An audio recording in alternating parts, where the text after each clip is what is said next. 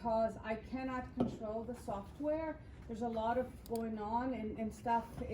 So for the final, I'm going to give you a USB drive, okay? And you're gonna be saving it and you're gonna upload it, but you're also gonna be saving in the USB drive. And so the idea, well, the point being, and I'll say this like many times between now and the end of the semester, is that if the computer crashes and you have to start it over, it's okay because you will have been saving, okay? But it does crash, and there's absolutely, I think it's just because it's a lot of computational. Crashed 4 times for me. I know, so you need to know that, okay? And so it's a lot of kind of computational horsepower, and sometimes Excel just kind of gets overwhelmed. And so you need to be saving because sometimes it freezes the computer.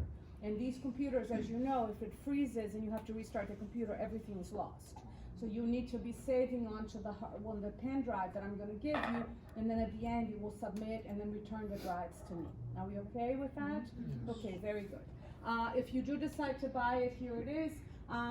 We've actually are running quite late in terms of covering this material. So for some of you who don't think you're going to need it or want to spend the money, you can do the trial version, which is for 14 days. But that's really up to you, okay? So what we're going to do now is we actually have a lot to cover. And so we talked about how simulation was introduced. We talked about how capturing uncertainty is really important, because if you only deal with kind of average behavior, you may miss, some kind of, key possible occurrences that can really hurt you. And so for many people who retired in 2008, their investment managers had been saying to them, don't worry, the stock market always returns 8%. And they had planned on that, and many people stayed with risky, investments. And then when the market collapsed, they were really in a really difficult position. So it's important to capture uncertainty. Okay. We also talked about we're going to do simulation because it allows us to have a better sense of what's happening as a whole distribution, not for kind of average behavior. Okay, I think it really helps to increase your understanding of the role of uncertainty and why it's important to capture it. Okay, we talked about how simulations work and how rather than having one value, we have kind of a distribution. Hi, we have a class here. So thank you. I think 401 is open. Okay, no problem. The key element of simulation is randomness. This idea that we have a parameter that can take on, kind of a myriad of values. It could be an infinite number of values. And so we want to model that randomness by generating a random variable from a probability distribution. And we talked about this idea of sampling from the distribution. So today we are going to do a problem where we have demand for jackets, okay, and the demand can either be, I think it's 150, 200, 250, or 300. Okay, and we're going to have some probabilities associated with the likelihood of seeing these demands. And so you can think about it, if we had like a very mild winter, we're gonna have a low demand. If we have kind of a, just a moderate winter, moderately heavy winter, moderately cold, or very harsh winter, okay, then we might have different demands. And we have information from the past, and so that's going to tell us how likely are we to see these types of winters, and we need to plan up front. We need to make decisions about how much to stock of the jackets before kind of we know what the winter is going to be like, okay? So we're gonna be sampling. When you have a distribution like this, it is called a discrete distribution. Okay, so discrete because they're discrete, they're countable. Discrete here means countable. Okay, so you can count how many events have happened. Okay, and the way that we're going to simulate the process is here we're going to create a base model. okay?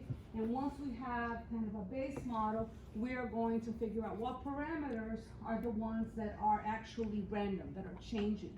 So this is part of why you did a tornado analysis, because that might tell you the most important parameter is this, and maybe I need to figure out if it's varying, and how does it vary? Let me look at how the model outcome, so you did an optimization model this week.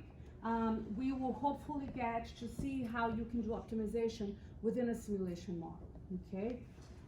And then we're going to run a bunch of trials. This is the idea that I said, if we toss a coin 5 times, it's not enough to know if it's a fair coin, but if we toss a coin 1,000 times, and we see 950 heads, we know it's not a fair coin. Okay, that is just too unlikely of an event for us to expect it to occur. We're going to do these iterations, and then we're going to compute summary statistics. So every time we do an iteration, we see what the profit is. And after we've done it 1,000 times, if we take the average of all those profits, we have a sense of what the central tendency, what the mean value is likely to be. Okay? We talked about what it meant to sample from a distribution. We talked about this idea that, and so let me talk about what it means to sample from a distribution. Let me just very quickly look at, here it is. What are the probabilities again? 20%. 40%, 30%. So a couple things. In a discrete distribution, the probabilities must sum to 100%, because those are the only things that can occur. We would never see a demand of 175. We are saying that in this world, these are the only things that can happen. Okay, I talked about, and I was being funny by like trying to hit the normal distribution, but let's talk about what it means to sample a distribution here. So what it means, right, is that if I had a hat, okay, if I had like a hat, okay, my hat is very bad. If I had a hat, I know, so I'm an engineer, right? And so my son was doing this project, and he's like, you have to draw a tree. And my husband was a mechanical engineer, and he draws this and he goes, tree. And my son was like, no. So in any case, pretend this is a hat. And how could we sample from that distribution? What could we do? Randomly. Yeah.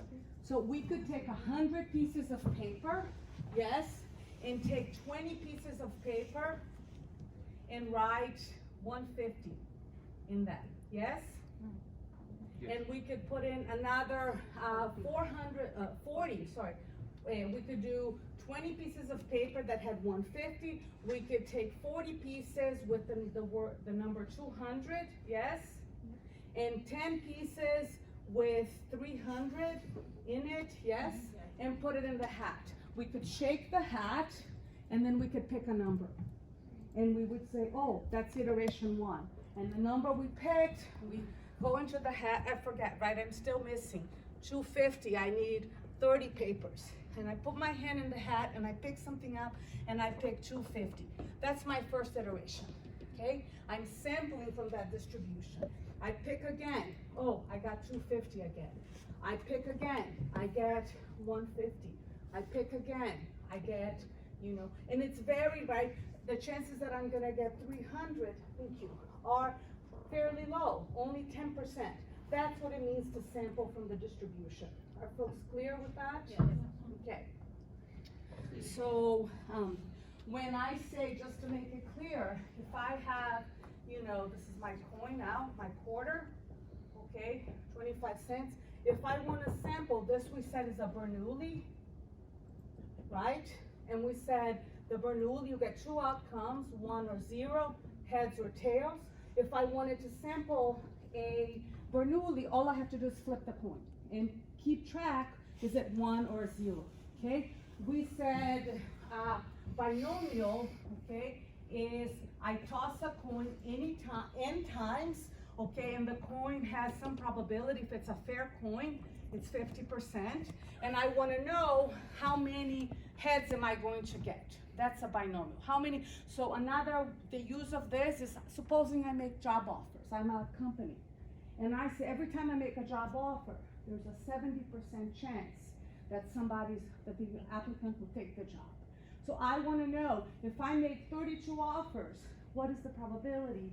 What is the number of acceptances I'm gonna have, okay? So the way that I could sample the binomial is I could actually toss a coin n times, okay? And count. I had 1, 2, 3, 4 heads, okay? And then I could do it again. That's sampling a binomial distribution. Are we guys okay with the idea of sampling? On a normal, it's like I would look at like the hat, but the distribution is infinite, and I have to use a computer to draw from a normal distribution. Are we really good with this? This is super important, okay? All right, so let me go back. So again, we are going to decide on the parameter that's changing, and that's the one we're gonna say this is the distribution that it follows. In the last lecture, I'm gonna show you how in at risk, if you have historical data, you can say to at risk, here's my historical data. What's the best distribution that fits the data that I have? For now, I'm just telling you, this is what it's going to be, okay? But at risk has the ability to use historical data to say this is the best fit, and I'll show you that, okay? All right, so we know what it means to sample from a distribution. There are many applications where we can do simulation. Everything from risk management, where we're trying to figure out what is the how much are you going to have in your stock portfolio, right? Given returns are random. We can talk about, there's a lot of simulation in supply chain relative to trying to predict, customer demand for different bundles of products that you're offering. In the, so that's one. Airlines use simulation for revenue management, so trying to figure out if I change prices, how is my demand going to be affected? Okay, so there is what's called discrete event simulation. It's different from Monte Carlo in that they model, if you're thinking about like traffic patterns, right? You can't just model there's going to be 300 people going to work. It really matters, like which car, if this car gets to this particular intersection and this other car, who goes first. And so in discrete event simulation, you're actually modeling the behavior of individual cars. It's also what they use to model the behavior of in wafer fabrication plants, where they make computer chips. The routes are very complex, and so they want to understand kind of when should they be starting new batches, and you don't want to, the inventory is very expensive, and so you need to simulate to figure out what is the best route, okay? So that's using discrete event simulation. Okay, we're gonna do simulation because it's really cheap, it's super easy, and there's no risk, right? You're not doing something that's going to crash a plane, who's going to upset your customer. You can basically do it, get insights from it, and then implement it. So, and it can be very expensive in terms of creating a simulation for a complex setting. Okay, part of the expense may come with getting the right expertise to figure out how do we get the data, okay, how do we figure out the uncertainties, and it can be time consuming to kind of get all of the nuances. The simulations we're going to do here are fairly easy and straightforward. They're more to demonstrate kind of the idea. The thing with simulations is that you don't get optimal results, you get distributional results, okay? Well, I want to start with the RAND function because I really want you to understand what a simulation does. And then once we understand what a simulation does, then we're going to use at risk. So we're going to do this problem here of deciding how much to stock, but we're going to do it first with at risk, okay? So how many people know the RAND function? What does the RAND function do? Random. Gives you random number. Okay. Another distribution is called the uniform distribution, okay? And so if I say that something is uniform, 10 to 25, it means that from 10 to 25, the probability of seeing each of those values is equally likely. That's what the uniform distribution means, okay? The rand function in Excel is uniform between 0 and 1. It generates a value between 0 and 1. Okay, so let me show you.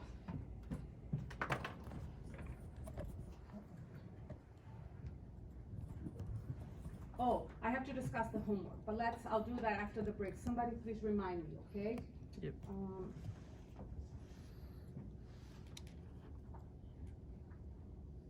So you guys open Excel, any Excel sheet for now, just for a minute. I want you to type the rand function. The rand function, you must put the parentheses. So you must add the parentheses, open and close, otherwise it doesn't work, okay? All right, so, did you get this number when you did your rand? No. No, it's random, right? So all of us, can you press F9? Press F9, like on the up, can you see it? Yes, F9? Oh, yeah, so every time you press F9, the computer kind of regenerates the random number, okay? So supposing I wanna use the random function, the rand function, to model a Bernoulli random variable, okay? So how would I do that? Supposing I wanna model the probability of getting heads or tails, 1 or 0, okay, for a fair coin. How would I do that? So notice, right, that the random function starts at 0 and it goes all the way to 1. 1. Yes? Okay. So I generate a rand. How could we use this to predict 1 or 0, heads or tails? I use round between. I don't want to use rand between because rand between gives me discrete numbers and between any values, right? So there's another function that I just mentioned is the rand between, okay? And the rand between, you give it 2 numbers, okay? And so if I give rand between 0 and 10, it's going to give me equally likely 0, 1, 2, 3, 4, all the way to 10. It's going to generate a random number between 0 and 10. So what I'm saying to you, if you guys seen those little games that you have, like the little arrow, like this, when you're, like kids have this game, where you like flip the arrow? Yeah. Okay, where would you put the mark to tell you if it was heads or tails? Of course, you would say, hey, listen, if I flip the sucker and it comes out between less than 0.5, I'm gonna say it's heads, and if it comes above 0.5, I'm gonna say tails. Do you guys see that? That's exactly how we're gonna use the rand function. We can say, right, if this guy is less than or equal to 0.5, we're gonna say 1, because that's for heads. Otherwise, we're gonna say 0 for tails. So if I do the rand function, these many times, right? So now I'm basically 1. So I'm now tossing a coin 10 times, and I'm looking at all the times I get heads or tails. Yes? Yes. Are we okay with this? Yes. Very good. So now, if I said to you, hey, let's generate a Bernoulli random variable, here it is. You know how to do it. Okay, so now, let's go back to where we need to be. Here. So you are this company, Great Outdoors, and you sell winter jackets, okay? And you sell them for $250. The manufacturer for the jackets charges you $100. That's the retail price, the wholesale price.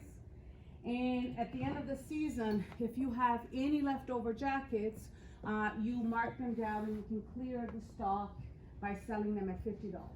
Are we okay with that? So, the price of,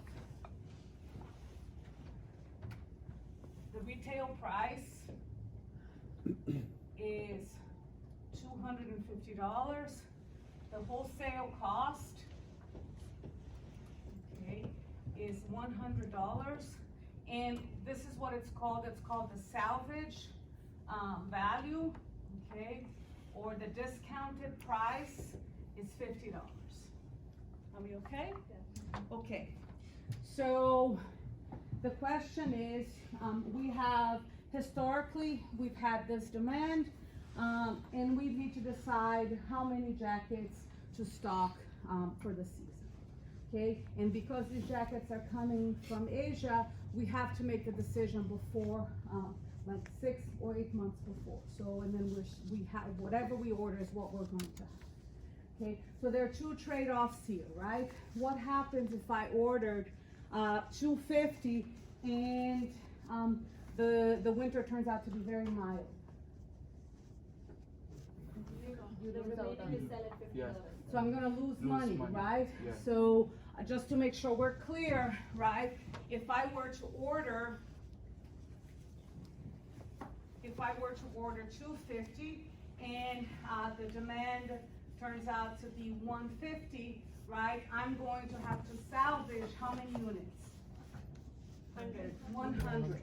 And on those units, okay, I bought them for 100, but I can only sell them for 50. So in each of those, I'm going to have a loss of $50. Are we clear with that? On the other hand, if I order 350, right, and, sorry, 250, and the demand turns out to be 300, right, what happens? I lose the opportunity. That's right, I sell everything, right, that I have, but I forego the opportunity to make $150 on 50 units. Is that clear? So this is called the cost of overage, of having extra, versus the cost of underage, of not having enough. This is not an operations class, I just want to make sure you understand so we can do the simulation, okay? All right, so what I want to do is talk about how do we, this problem is called the news vendor model. Just for 5 minutes, it's very famous in operations. It applies in many sectors. It's in all applications where you have to make a decision before the uncertainty realizes itself, okay? So if you think about the first printing of a book, right? The anonymous guy just printed the warning book. And so the folks who are deciding how many books to print, right? It's the same thing. If with a first print, they're hardcover, you get to charge a lot. If they underestimate the demand, they forego the profit, right? Because people aren't gonna wait 6 weeks. By 6 weeks, there will be another scandal. They're not interested in that anymore, okay? On the other hand, if they put too much, we've all been to a bookstore where the hard books are discounted by 70%, right? So that's the same thing. If you think about high-tech products, you know, when Apple launched, well, Apple's a bad example because their products actually hold on to their value. But in general, with computers, right, they are very expensive. Memory is very expensive when it first comes out, and then the prices kind of drop significantly. And so if you don't kind of guess it right, then you forego profit, but if you have too many, you kind of lose money. So there are many applications. The same types of model are used for supermarkets, for what are called products that have kind of obsolescence, right? So milk, bread, you are trying to kind of manage these two competing objectives, okay? The cost of ordering too much versus the cost of not ordering enough items. Okay, so this is the problem. If we could kind of make a decision, and we could wait 1,000 seasons and see how it turned out, and then we could do another decision, right? We don't have time for that. So instead, we're going to simulate. What would happen if we made a decision and we got, we got to observe demand over 1,000 seasons, And then we can compare the benefit of each of these choices, right? We only have 4 choices of what to do. We would never stop 175, okay? Because demand will never be 175. We are only going to, and we can prove this mathematically, but I hope you believe me that there is no benefit in being in between these numbers. So because we know that the demand can only take one of these 4 values, our decision is to decide which of the 4 values to pick, okay? So again, this is my idea of sampling from this discrete distribution, but I'm gonna show you how we're gonna do this using this same idea right here. Okay, so, please open the inventory planning.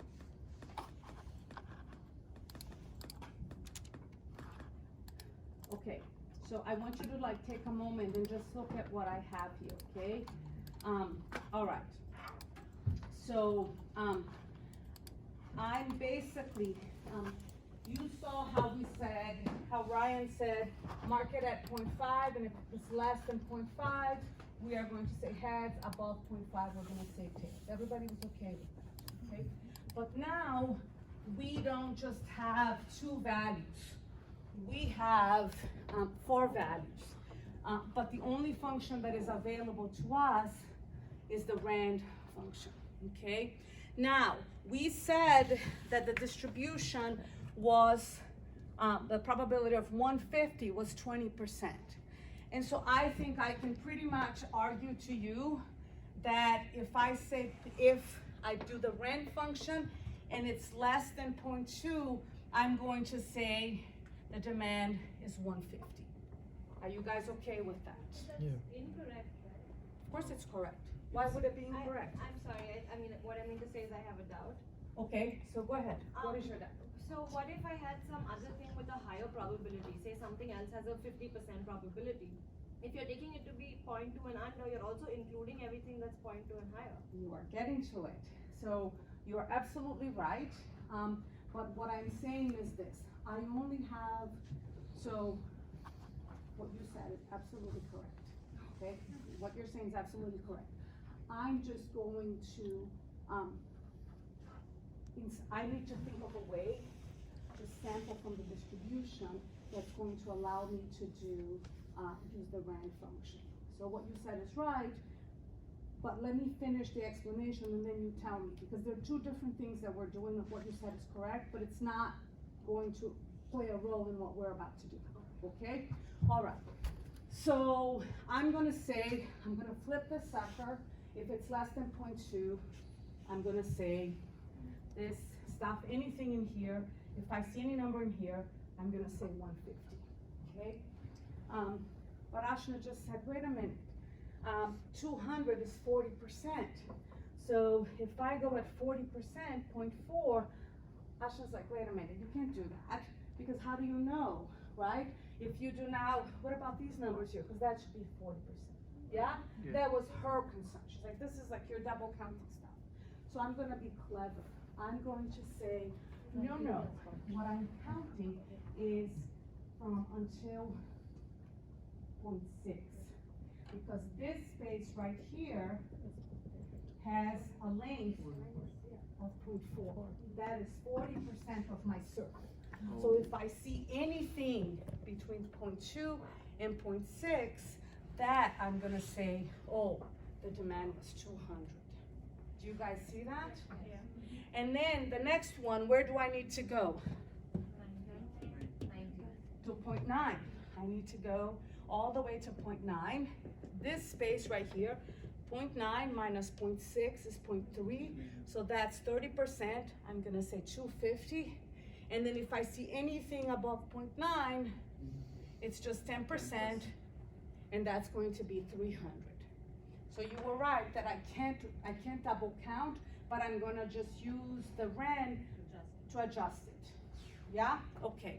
Very good. So here is an example. Please take a look.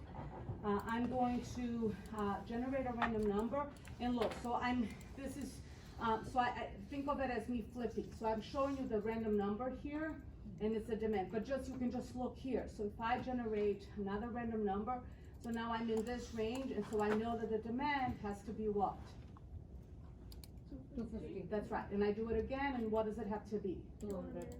Okay, do you guys see? And now 200 again, 200 again. Oh, now it's 150. Do you guys understand how this is working? Yes. Yes or no? Okay, so depending on where I am, where I end up when I flip my little arrow, and depending on where I fall, then I know that's another way to sample from a discrete distribution. Yeah? Okay, so let's go ahead and now come back to the model. Okay, so what happens is, so let me go back to here.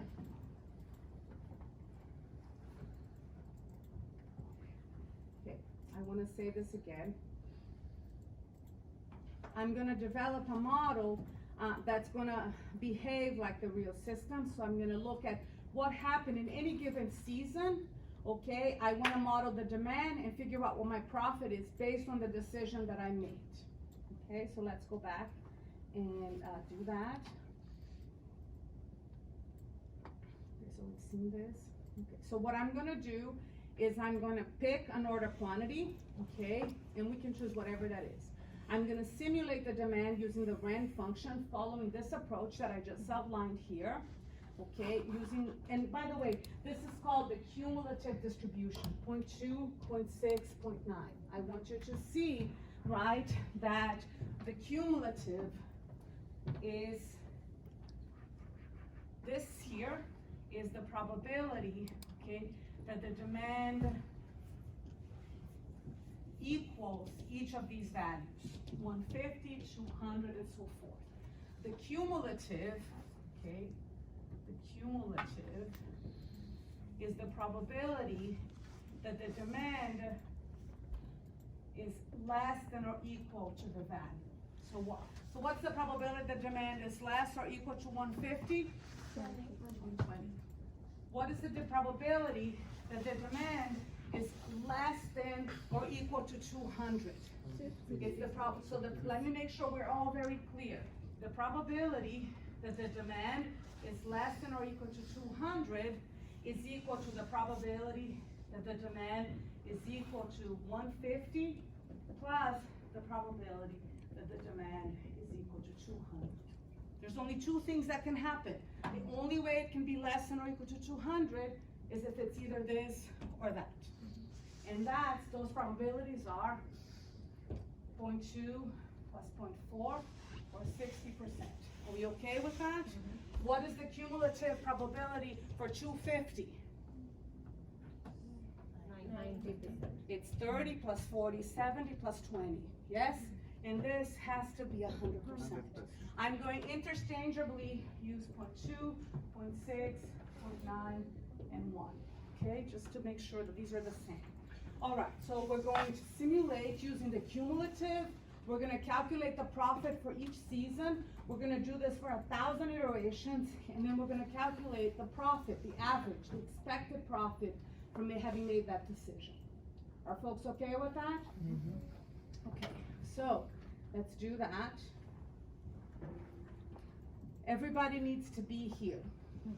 Okay, yes or no? Yes. Okay, so let's calculate the cumulative. Please take a look at the middle screen. For the cumulative probability for 150 is 0.2. Yes, I just copied what it was. Yes, everyone okay with that? Cumulative probability for 200 is that plus that. So you should get 0.60. Yes or no? Yes? Okay, and then we can just copy it over. Okay? Yes or no? I need you to make sure you're with me. Yes or no?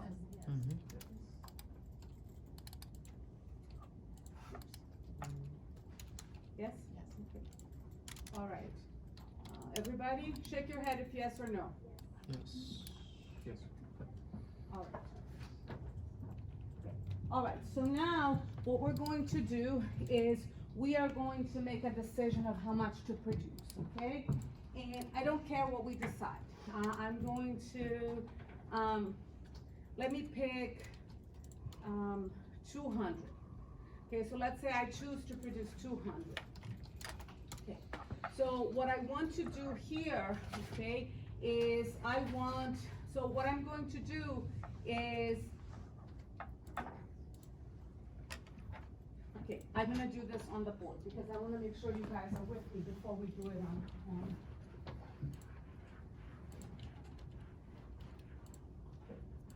Supposing, so I'm deciding my quantity, I've decided is 200, okay? Okay, so now, suppose the demand is 150, okay? How many units will I sell? And how many units will I salvage? So the quantity I stocked 200, 200. okay, and the demand is 150. How many units am I going to sell? 150. Okay, how many 50. units am I gonna salvage? 50. Okay, I'm gonna again produce 200, but now my demand is 300. How many units am I going to 200. sell? 100. 200. 100. Minus Minus So I don't get to, I can't make people take stuff back, bring back stuff, right? So I zero. I don't salvage anything.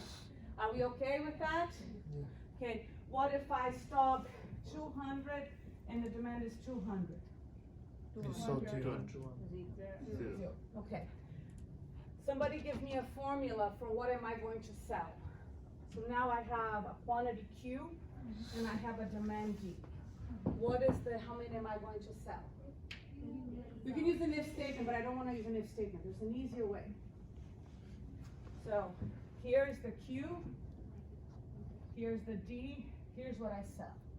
Here's the Q, here's the D, here's what I sell. Q minus Men.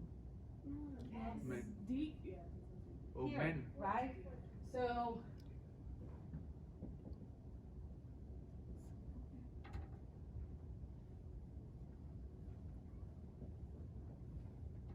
right? This 150, the minimum of 200 and 150 is 150. I sell the demand. The minimum of Q and D is 200. Well, the minimum of them, they're the same. Are we okay with that? Yes. Okay. What do I salvage? So, Q minus What is it? Q minus Okay, but Q minus D here is minus. Q minus L. What? Q minus cell. Q minus cell, okay, is going to be okay, or Q minus the min of D and Q, or we could say the max of Q minus D O. and 0. No, G minus Q or Q minus D? Q minus D, because if this was 150 and the demand was 200, this would be negative 50, but we would take 0. Okay? Everybody okay with this? Yes or no? Yes. Very important. Okay, all right. So now, here's what we're going to do. We are going to model our profit. Okay, so we're going to model seasons. We're gonna model a season. We're gonna model 1,000 seasons. How do I generate 1,000 numbers down the row, down this column? Fill series, right? So I'm gonna start. I have to have the 1. I'm gonna go to the fill series. Everybody remember that? Yep. Yes or no? Yes. And then what do I do here? Do I want row or column? Column. Columns. Where do I want to stop? 1,000. 1,000. Everybody got that or no? Yes. Okay. So now what I'm going to do is I'm going to write what my demand is going to be for each of the seasons. Okay. They have to change. Yes? Okay, so, no, I'm not gonna do demand, I'm gonna do rand. I'm gonna do first, I'm gonna do the random. The random, I'm gonna generate kind of the random number, okay, a random value. And I'm going to do rand, okay? Are folks with me or no? Yes. So when I press in, is your rand the same as mine? No. No, it isn't. It's like even if we both have the same coin, when you toss it, you might get heads and I might get tails. It's okay, yeah? So now let's generate 1,000 random numbers. Okay, so I just autofill 1,000 random numbers. Okay, I want you guys to look at I want you to tell me, okay, let's go. Leslie, what is the demand if I have 0.87?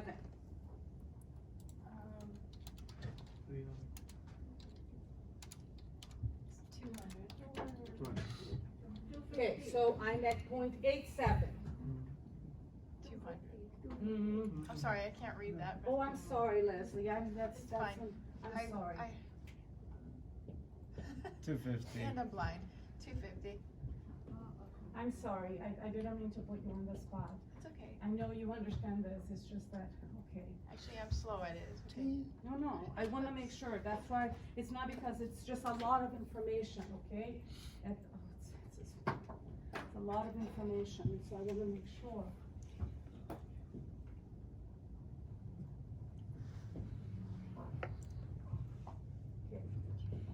Okay, so if I have 0.87, what is the demand that I'm gonna be? 250. 250.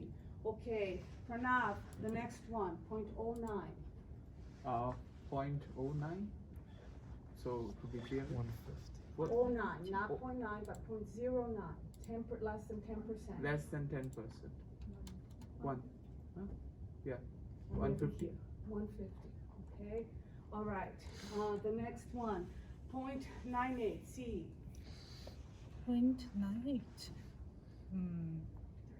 300. 0.98 is 300, okay? Bobby, the next one, 0.24. 200.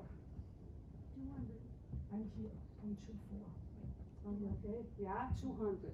Next one, 0.31. 31. 200, okay? The next one, 0.36. Again 200. 200, okay?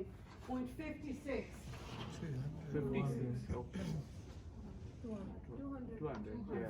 Yes, there's a lot of point. Okay, what about this one, 0.67? 0.67 to 50. 250, are we clear on what's happening, how we are Yeah. getting the demand when we generate the rand function? Okay, very good, all right. Okay, so the demand, so we say if, right, this number right here is less than or equal to 0.2, and I'm gonna lock F9. Yes or no? Yes. So if it's less than equal to B9, what is the demand? 150. 150, what cell is that in? Do I need to lock or not lock? Lock, okay, so that's that. If the random number here is less than or equal to 0.6, do I lock or not lock? What is the demand going to be? Do I need to lock or not lock? Okay, otherwise, if the random number is less than or equal to 0.9, which I also have to lock, then the demand is going to be what? 250, and I need to lock that. Otherwise, I know it has to be what? 300. Okay, and then I just close. Yes.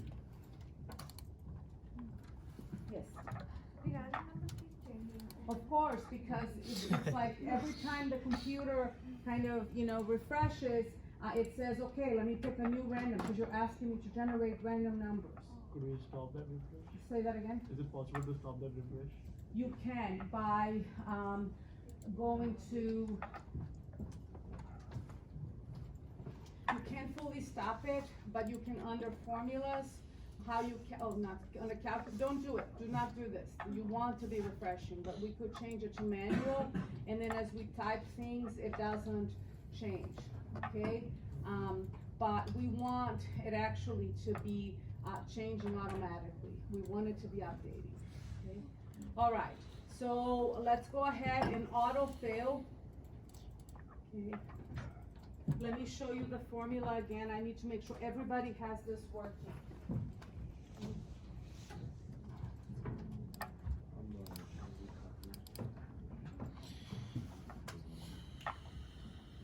It's equal.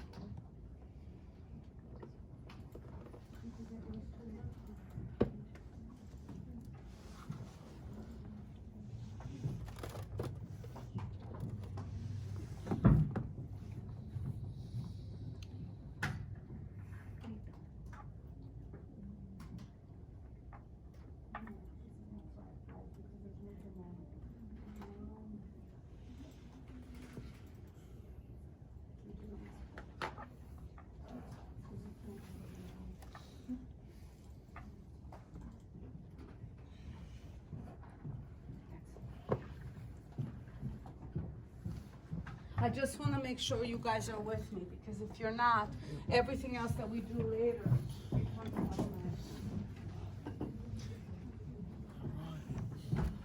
Okay. Oh, thank you.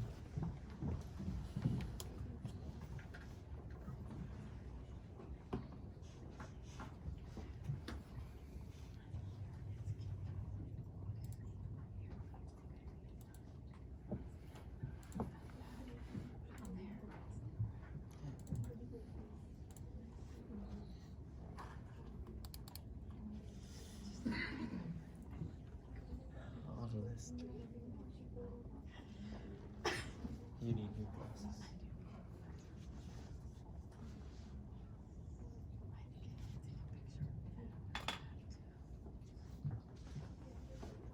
All right, so now, let's do the following.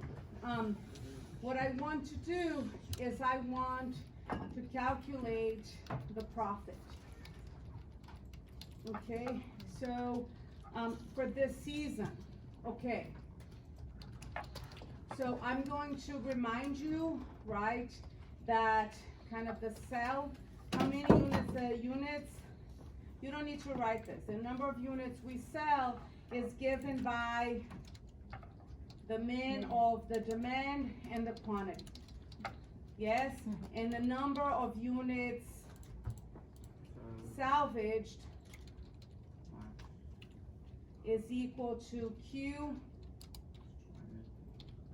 minus the quantity that we ordered minus the min of D and Q. Are we okay with that? Yeah. Okay, so that's just a quick reminder. So now let's calculate our profit, okay? All right, so what I'm going to do here is I'm actually gonna calculate it in two ways. I'm going to calculate my revenue, from the units that I sell at full price, okay? So let me write this here. So I'm gonna write, you don't need to do this. The profit that I'm gonna calculate, I'm going to say 250 times the number of units that I sell at full price, okay? Plus, I'm going to make $50 times the number of units that I salvage, that I sell at a salvage value, the leftover units, minus I'm going to have to pay $100 for everything that I order, whether I salvage it or not. Are we okay with that? Yes. Yes, that's my profit. So I'm gonna do that. I'm gonna say, okay, my profit is 250. Oh, and look how nice I named it. So that's great. 250 times the min of the quantity and the demand. Yes? Are we okay or no? Yes. Okay. Plus, I'm going to charge the salvage that price, okay, that's what I sell at $50 times, open parenthesis, the quantity minus the min of the quantity and the demand. I'm basically just applying kind of the logic to the cells. There's nothing new here, okay? And then what do I have to subtract? Minus the purchase price times however many units I purchased. Yes or no?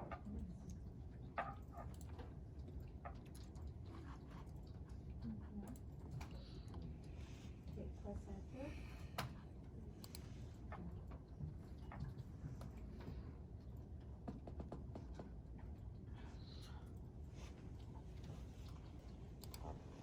Okay, so let's double check here. For me, I ordered 200 and I had 250.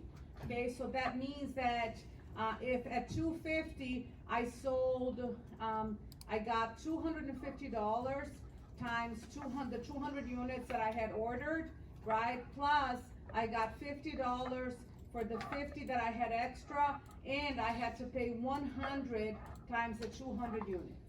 Yes or no? So that's, ooh, so something is not right. Oh, no, something is not right. What did I miss here? It's 250, 200. Something is not right. What am I doing that's not right? Oh, I had no leftovers. I had no leftovers because I ordered 200 and I sold 200. That's right. So if I order 200 and I sell 200, I just make 150 times the 200 units, which is 30,000. That's right. So for 250, you should have, okay, do me a favor. Let me not confuse you any more than necessary. I'd like everybody to change your order quantity to 300. Please, everybody change your order quantity to 300. So now we should have all of the possible demand outcomes, right? So if your demand is 300, you should have made $45,000. Everybody got that? Find a 300 in your demand and see if you have 45,000 as your profit. Yes? Yep. 250, you should have made 35,000. Find a place where you have 250, you should have made 35,000. Yeah. Yes or no? Yeah. If you had demand of 150, you should have made 15,000. And at, Formula again, yeah? or copy it? Can you autofill your column just to see what happens? Can I Yeah, see? it's way off, like, I got a million.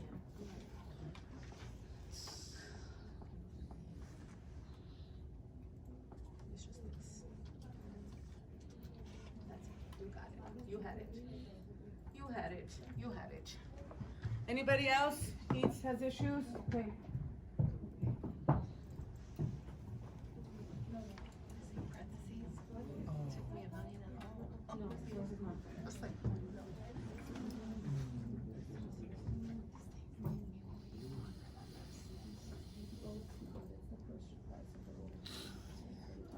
Did you have a website yet? Soon, second week of December. Still hectic. Oh yeah. Crunch time. Lots of Second week hours. of December. Second week of Are December. you going out December somewhere? No. Oh, maybe. Maybe at the end of the year. Where? Somewhere warm. Maybe California or something. Or Florida. Oh, but the kids are very expensive. Yeah. Yeah, at the end of the year. We'll see. How about you? I just checked. It's too expensive. Yeah. Okay. Anybody else? Got it? Okay. All right. So now, let's go back and make our order quantity 200. Everybody please make your order quantity 200. Okay? So why is it that after, when the demand is 250, 200, or 300, we get 30,000? Because you can only sell 200. You can only sell 200, right? Yes? If we made our order quantity 150, okay, we'd make 2250 no matter what, because all we could sell is the 150. Yeah? If we make it 250, then we could make 27 and 37. And then with 300, we see all possible values because we can satisfy all of the demands. But some of the time we're gonna have a lot of leftover, and some of the time we will sell exactly what is required. Are we okay with this? Yes. Okay. So now, let's go back and make this 200. The question now, we've simulated the demand over 1,000 years with 200 units, okay? What is the expected profit? What do I mean by expected? What do we see on average? The expected and on average is the same, means exactly the same thing. What do I expect on average? So all I have to do, right, it's like I have Methuselah. I've lived for 1,000 years. I just look at all the times, I average it out, and I say this is what I make, okay? This is what I can expect to make. So my average profit, okay, is going to be the expected, let me use the wording just because this is the expected profit, okay, what I expect to earn. This is another way of saying the average is basically the average of all of my seasons, okay? And it says, okay, I can expect to make, I can expect to make 28,000 to 20. What did you guys get? 27,980. So 27,980. very close, right? So what did you get for now? 27,980. 27,980. I want you to see the difference between mine and Pranav's 28 to 20, okay? So the difference between his and mine, okay, is less than 1%. And so even though they're different, what did you get, Carolee? 28,016, and I got 28,030, okay? So the difference between mine and Carolee's was less than 0.005%. Do you guys see that? So even though we are getting different results, statistically they're the same. There is next to no difference, okay? All right, so this is the expected profit if I choose to stock 200 units, okay? Now, how do I decide? What should I stock? Should I stock the quantity? Okay, should I stock, quantity, should I stock 150? Sorry, I did this to be 150, 200, 250, or 300? What should I stock? What do you think I should stock? How would I find it? How would I decide? What is the optimal thing? I can do a data table. I can say, hey, tell me for the expected profit, which of these quantities are going to give me the highest expected profit? Do you guys see that? Yes or no? Yeah. So I'm gonna do my little data table, okay? What if analysis, data table, column, it's gonna go into the order quantity, okay? Okay, so in my expectation, okay, is that I'm happy to help you, but my expectation is that this is something that you know at this point. I'm gonna do it very slowly in just a minute, but I want to make sure.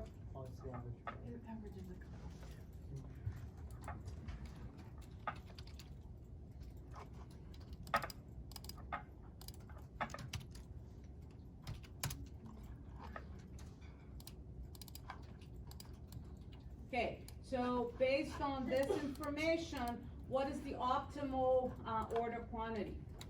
250. this is the optimal order quantity, okay? Because, it maximizes my expected profit. Notice that if I run the simulation, the values are gonna change, right? It's gonna change, but it's gonna change just in a very small amount. Yes? Okay, so everybody should be in, so let me do the data table slowly to make sure that everybody's with me, okay? So again, I need to say for each of these quantities, I need to figure out what is the expected profit associated with it. So I'm gonna say, hey, I want you to map, for me, the expected profit, whatever I calculated as the expected profit, yes or no? Yes. And then I formatted this to show, you can have the number, I'm gonna highlight the entire table. Okay, go to data, what if analysis, data table. The data here, the values, the quantities are organized in a column, and I wanna take each one of them and I'm gonna plug them into cell B12.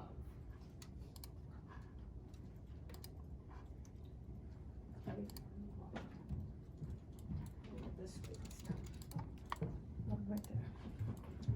Got it? Very good. No, here you need to say that. Oh, okay. No, so this is not this. It's the expected. Okay, so you don't have a fund. This is the average of all of these.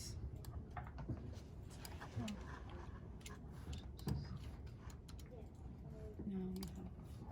Oh, okay. Okay, so, yeah. So the best choice is this one. 250. Okay. Okay. Got it. Thank you.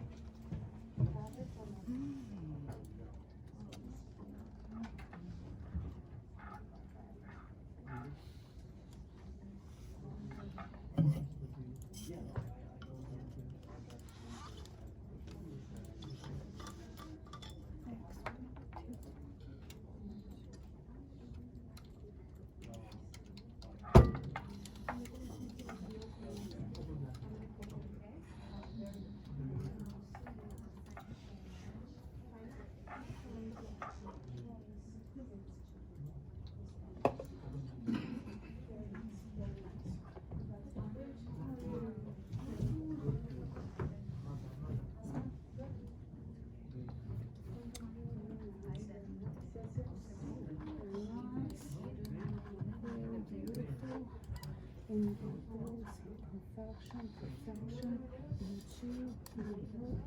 yes, yes, we're good here or no?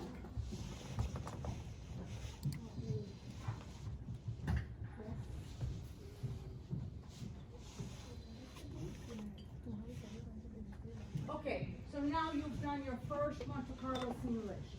Okay, very, very straightforward, yes? We generate the distribution. So let's recap what we did here. We said we're building a model for profit, okay?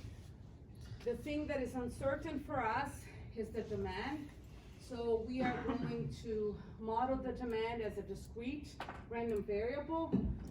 We are going to then iterate. We're gonna create 1,000 iterations. We're gonna basically toss the coin 1,000 times. We use the rand function, and so this is how we sample the distribution. So I want you to be very clear on what that sampling means. Yes? So we already had the probability listed before, but in the question, like when you're solving, do we assume our own probability or we? No, I will tell you the probability. I will say, it follows a discrete distribution. I could have said it follows a uniform distribution, a normal distribution, a triangular, and I'm gonna show you all of those today. But I will tell you how it works, what the distribution. Also the iterations, like how many? A good rule of thumb is 1,000. In the final, if you use 500, it's okay, just because of the effort that it places on that risk, but in general, 1,000. Okay, if you use much less than 1,000, then you lose the statistical power that comes from it. It's like tossing a coin 5 times. You can't tell if it's a fair coin at that point, okay? All right. Okay, so now let's go back. I have notes for you, which I'll give you after class, but I don't think you need it for now. So now we are going to do the exact same problem, but we're gonna do it using at risk, okay? And you are going to say, oh, this is so much easier. There's so much less overhead, and you're gonna be grateful for at risk. Okay, so let's go ahead and start at risk. So you can either go to the start button and type at risk and find it. Our risk is now 7.5. They've updated, so this is an old slide deck, okay? Or you can go to the Palisades Decision Tools and pick risk 7.5. Are we okay with that? Okay. I really, really encourage you to do the guided tour and do the quick start, okay? When you go home or when you have a moment in the lab. I think it's really helpful. I also think that if you ever get this and you're working, there's a ton of example models, whereas if you have to do simulation, before you decide to restart the wheel, check what they have available, because there's a lot of examples that are really useful, okay? Yes? What if there are multiple Excel sheets open? Do we need to close other? I think you don't need to, but I highly encourage you to, because what you will see is that when you run at risk, and I think it happened when you did Tornado, right? It would cycle through the sheets and things would get messy. So I encourage you to have one sheet open, okay? I think that's a good idea. Thank you. That's actually a great thing to be keeping track of. Okay. So how at risk works? So instead of at risk, we're going to specify which input is uncertain. We're going to tell it the distribution, okay? And we're going to do that using the insert function button. The define distribution button. I'm going to show you this. I'm going to show it to you like in very slow. This is an overview, and then we're going to do it together slowly, okay? But that's how we define what is uncertain. Then instead of explicitly calculating the output, okay, we're going to tell Excel, hey, this cell, the profit cell, is my cell that has the output that I want to keep track of, okay? And instead of doing like 1,000 iterations and then calculating the average, we're going to use this thing called insert function to get all the summary statistics. I know that meant nothing for you, but I'm going to say like 3 more times, each time adding more detail. And hopefully by the end of class, you will feel like you really understand it, okay? All right, so let's go ahead and do this. Okay, so I want you to come back to this base model, okay? And now we are going to do the simulation using at risk, okay? So before we do that, we're going to restructure our model, because now we are not going to generate 1,000 iterations like this, okay? We're gonna do things in a really beautiful and elegant way, okay? So, first thing I wanna do, remind me, how do I get how many units I sell at regular price? If I decide to stock 300 and the demand is 250, how do I get it? Minimum of the quantity Q and the demand D, yes? Yes or no? Yeah? So everybody do this, please. Crashed. Oh, no. It crashed already? Yeah. Yeah. I hope it doesn't crash for me. Let's see. I'm being very hopeful. Let me close some of the other stuff that I have open. Uh-oh, it's not looking good. It's thinking deep thoughts. Yeah, Did it crash? almost. Yeah. Okay. Yeah. No. Yeah, I had that same error. no. Yeah. Okay, let's try it. Oh, here it is. Okay, so it. All right. Okay. We have to be like optimistic, you know? We have to be like very Not optimistic. forte. Let me close this guy so I don't have it. Okay. Okay, so I have at risk right there. So far so good. We can be hopeful. So the first thing we did is this. Yes, are folks with me or no? Yeah? Pranav, are you here? Cause Yeah, I know yeah. yours crashed. Are you Just back a minute. up? Just a minute. Okay. Okay, so if you are up, I know Pranav's computer crashed. Okay. What are the leftover units? is equal to. It's Q the minus quantity, minimum. the B 14 minus, and we can just say the units sold at regular price. Yeah, that's enough, Yes. okay? And then the revenues, it's going to be equal to, we're gonna do 250, times the units sold at regular price, plus $50 times the units that are sold, the leftover units. I'm gonna do this again, so let me start over. I just wanna, you don't delete, just in case you're not with me. How many units did I sell at regular price? It's the minimum of the quantity that I ordered and the demand. The minimum of B14 and B11. Okay, how many units do I sell that are left over? It's the difference between what I ordered, which is B14, minus what I sold at regular price, minus B16. B14 minus B16 or not, yes or no? Yes. Okay, what are my revenues? I'm gonna have the regular and the salvage, the sale revenue, so that's going to be the 250, the selling price, B3 times the units sold at regular price, which is in B16, plus I'm going to B5, which is the $50, times the units that are sold, the leftover units. Are folks with me or no? Yes. Okay, okay, what is my cost? My cost is basically the $100 that I pay for each unit times however many units I purchase. So B4 times B14. Are folks okay with that? Yes? Yes. And then my profit is just the difference between the revenues and the cost. So everyone should have a profit of $35,000. Correct. Yes or no? Yes. Okay, very good. So now let's do this. And it is so beautiful and so elegant. There's always the same steps to do this, always. The steps are, first we define what is random. So in this model, what is random? No, the decision is not random. You make the decision. You, unless you are like, you, that is not random. What is what we don't know? Demand. What's Demand. uncertain, right? Demand. It's the demand. That's right, okay? So, let's go back here. Let me see what I have here. Okay, so the demand is uncertain, and so what I'd like you to do is, okay, so we're gonna say, let me change this to just the demand. This is my demand, okay? And so I'm going to click this demand cell, and I'm going to say, I'm gonna click then on define distribution, okay?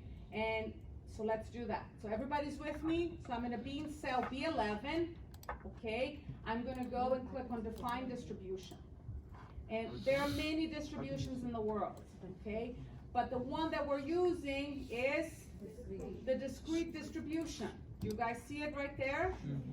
And we say, okay, let me select that distribution. And I'm gonna select it, let me cancel. Let's make sure everybody's with me. I'm gonna click on the demand cell. Pranav, what's going on? Where are you? There's some other runtime error. Oh, no. You also have a runtime error? I'm so sorry. Okay, all right. I think, the gods of Excel are not smiling on you.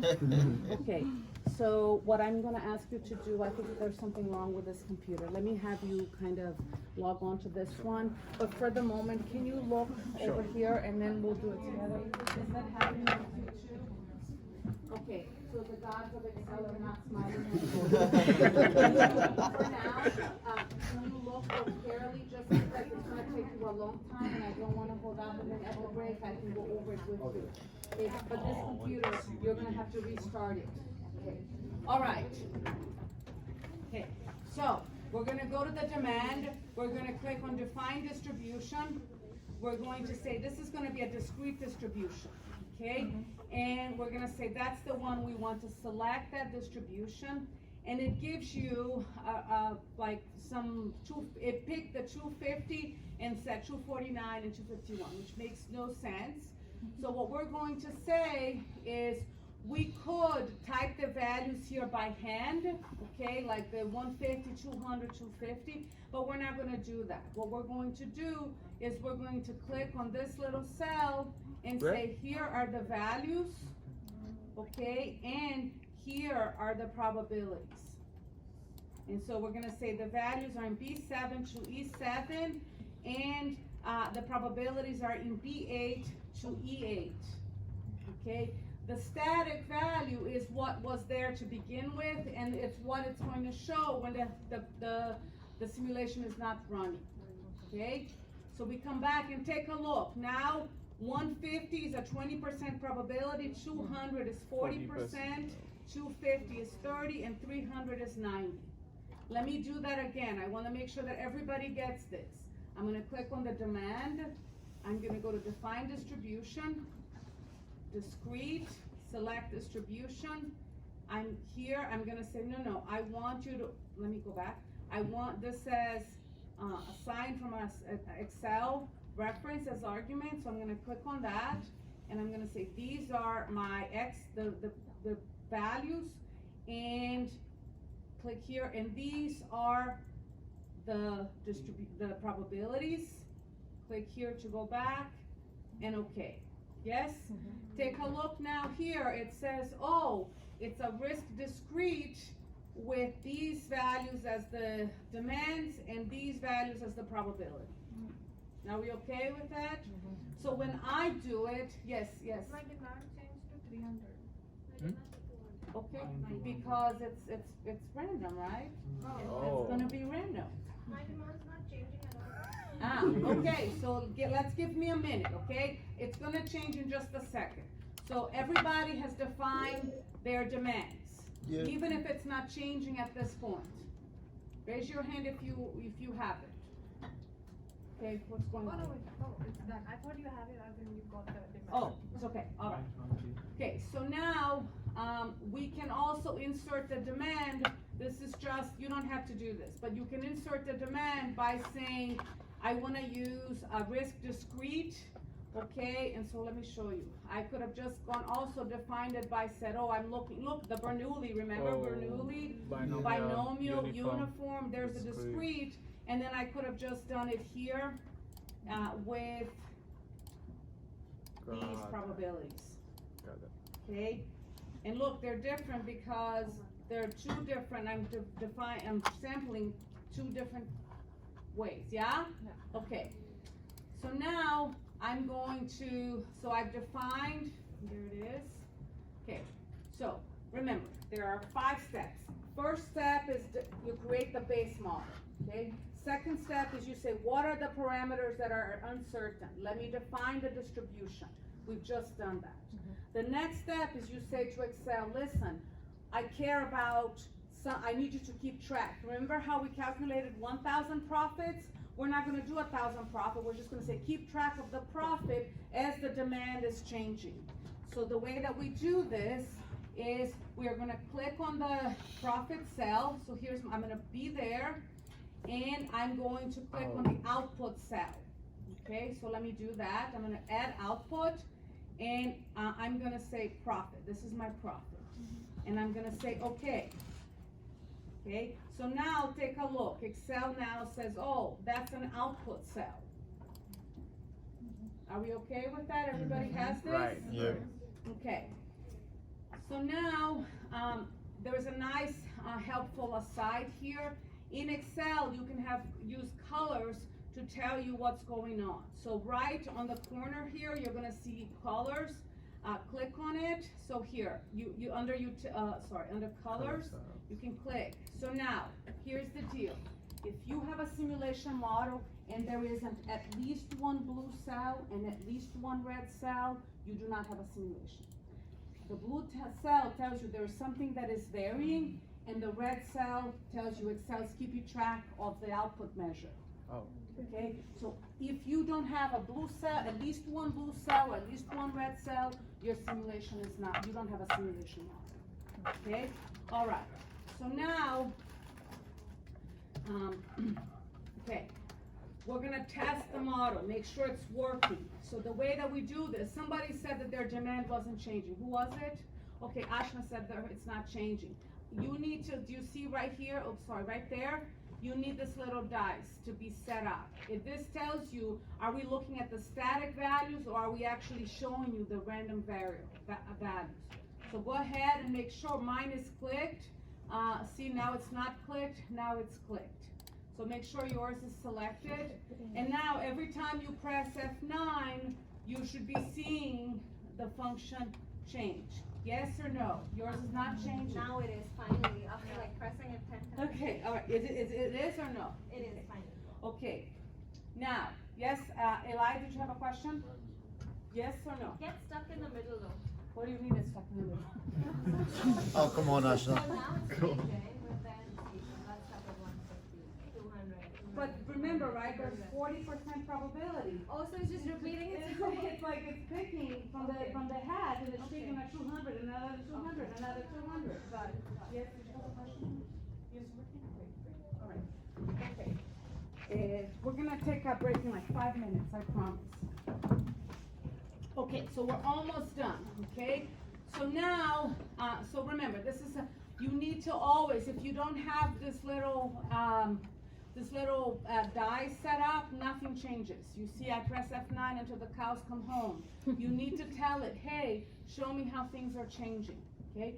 So then the fourth step is you run the simulation. And look, the beauty of it is just that you make sure that there's 1,000 iterations, which is the default in these computers, and then you click start simulation.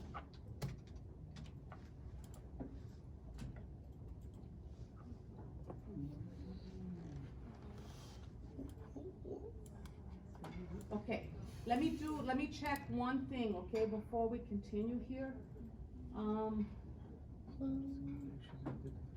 Okay, can you do me a favor? Can you click on the demand function for you? And what the heck is going on?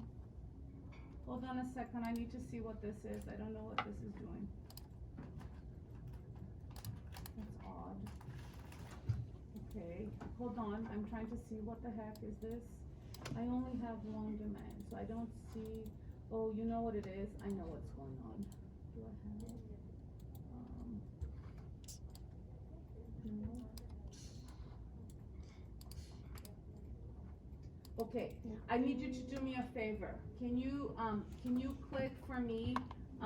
Okay, let's do this together. So let's do this together. I want, everybody's here. You have 3 tabs in your worksheet right now, yes? I want you to right click on the base model or any sheet and I want you to click on hide. On hide.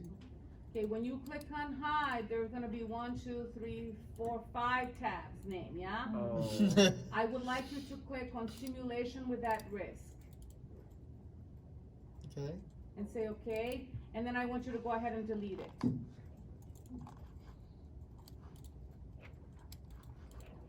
So again, unhide, you will have one that's a simulation with that risk, say okay, and then I want you to right click on it and delete it. So we should not have that. I did it just for myself so that I would have it, but I want to make sure that you see exactly what you've done so far. Everybody deleted the simulation with that risk? Mm-hmm. Okay, let's run our simulation again.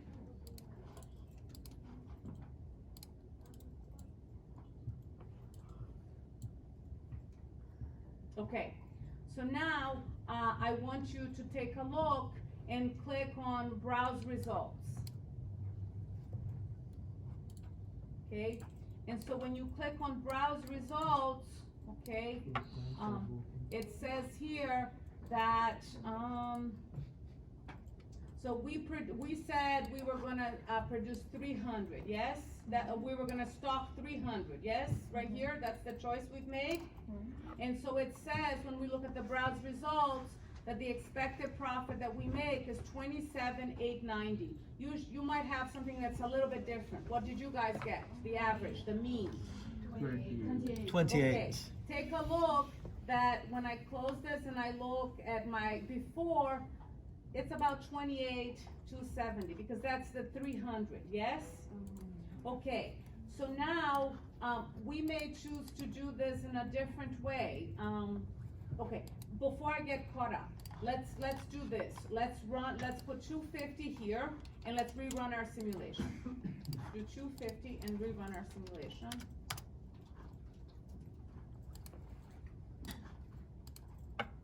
Okay, everybody, now, you should only have 3 bars for the profit because it's the profit if the demand is 150, the profit if the demand is 200, and the profit if the demand is 250 or 300. Yes? Because we can't have a 300 bucket by itself because we never can sell 300 if we only stock 250. Are folks okay with that? Yeah. Okay, so before we take our break, we're gonna come back to this. I want you to see how At Risk is doing exactly what we did, okay, but it's doing it under the hood. We don't have to understand how a combustion engine works to drive a car. So we don't have to do the work under the hood to do a Monte Carlo simulation. So let me show you how we can tell this. Do you see this little XI right here? Please click on it. Okay, when you click on it, you're gonna have a data window pop up, yes? And now, right here, That's okay, not you big. can say report it in Excel. So guess what? At Risk did 1,000 iterations. Oh. And it generated exactly what we had done, okay? And it calculated the profit associated with each one of them, okay? Do you guys see that? Okay, but this is what we did, but from our perspective, watch this now. Please take a look. I'm going to tell Excel that I want to, at Risk, that I want to see the expected profit, okay? And the way that I do this is under insert function, I can say, hey, I want to see simulation result, and I want to see the mean, okay, of the profit cell. And guess what? It is exactly what we found when we ran our simulation.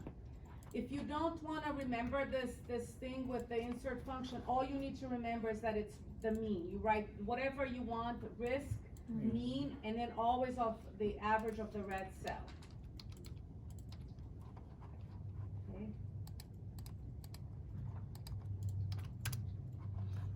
Okay, so now, let's go back to here, take a look.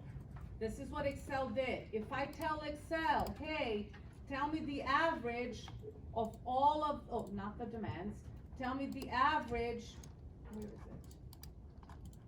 So I wanna see the average profit, the expected profit. You don't have to do this, I just want you to see, okay? If I do the average of all of the profits here under the hood, guess what?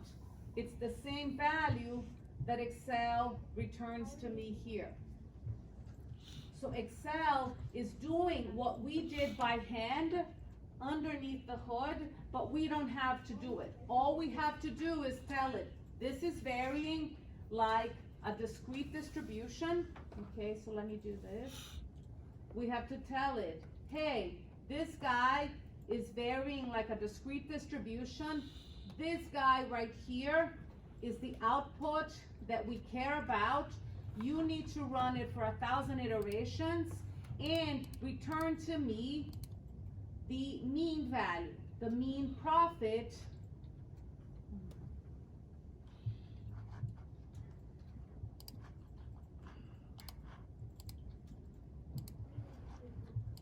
from that cell. That's it. But Excel does everything under the hood as we had done and keeps track of all of it. This is much, much simpler. Yes or no? Yes. So I have a doubt, in the previous, the manual way that we did it, we were able to identify which demand will generate the highest profit. So the way that we can do this here is only by playing with the model, right? by doing the F9 and seeing what happens when the demand is, looking at the values. Okay, so what I'm going to do is, when we come back, I'm going to create a simulation where we can see all of the possible decisions that we can make, and we're gonna simulate them so that we can decide on the best thing to do. Let's take a 10-minute. I want to now be careful, okay? What I'm going to do, so I'm gonna do this by brute force. So everywhere I see B11, I'm actually going to lock it. So I want everybody to come to the unit sold, and where you see B11, I want you to lock it. So there's one place, yes or no? Okay, in the leftover units, I'm going to, okay, so here I'm gonna change this. I'm gonna say it's B14, yes. B14 minus the min, okay, of B14 and B11. So I want you to lock the B11. Everybody see what I'm doing here? Yes or no? Yes? Okay.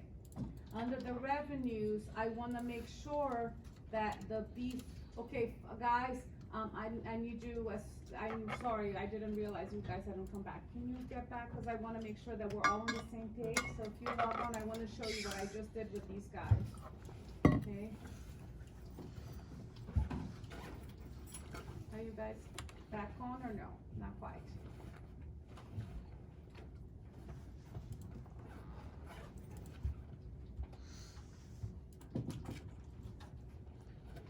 Okay, so on B16, I want you to lock the B11.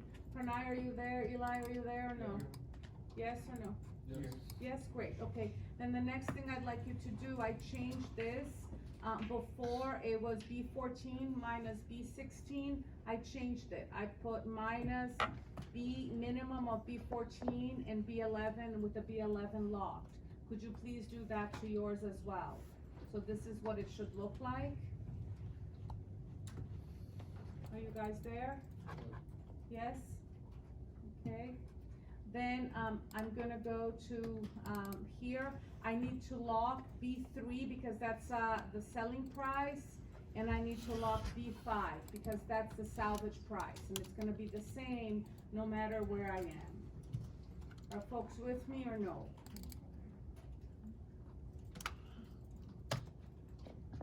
See, are you good? Yes. Yeah? Okay. Yeah, Kanksha, you with me here? Okay. Under cost, I wanna make sure that B4 is locked. Okay? Yes? Everybody good? Okay. So here's what I'm going to do now. I'm going to do the following. I'm going to take this whole thing right here, okay? And I'm going to copy it 4 times over.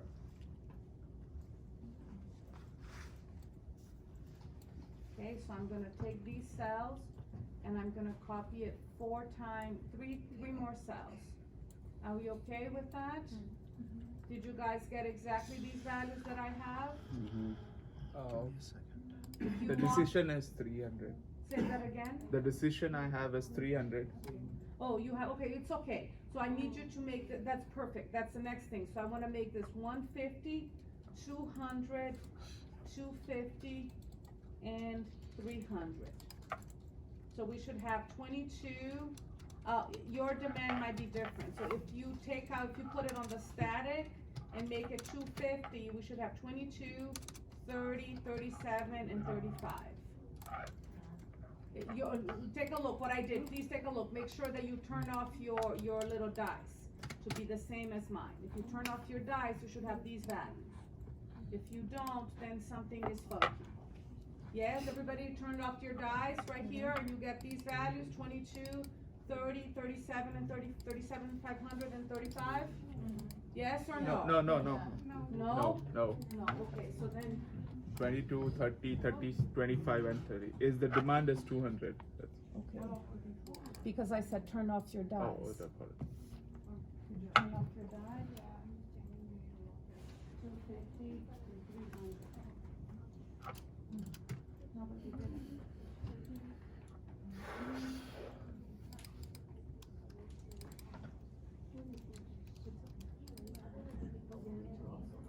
This line here from last 4 or 5 weeks. I see this every day.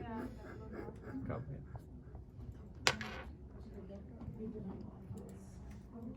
What does it look like when you turn off your dice? So just changes this. This is the dice. You don't. Mine know the doesn't dice. turn. Mine doesn't turn on. You can turn off. I click on it, it just changes. It like does the F. No. You can actually turn off. Anybody else? Professor, Anybody else? he cannot turn it off. Every time I click on it, it just stays. Okay, Like, that's oh, fine. never mind, there it is. All right, so now, It took her what I've magic. done here, okay, is Magic I've touch. now created effectively a data table. But notice that I have basically now the 4 decisions are here, okay? But I wanna compare apples to apples, so I wanna leave the demand the same, so whatever, so now I'm gonna turn back my dice on, okay? And so now, whatever demand I observe, okay, I'm going to be looking at how the different choices of decision lead me to a different profit. Do you guys see that? So watch. So now at if I set 150, okay, I'm basically, if I decide to stock 150, I'm gonna do the best because I got it exactly right. If I were to stock 300 and the demand was 150, I lose money because I have to salvage 150 units. Here, I have to salvage 150 units.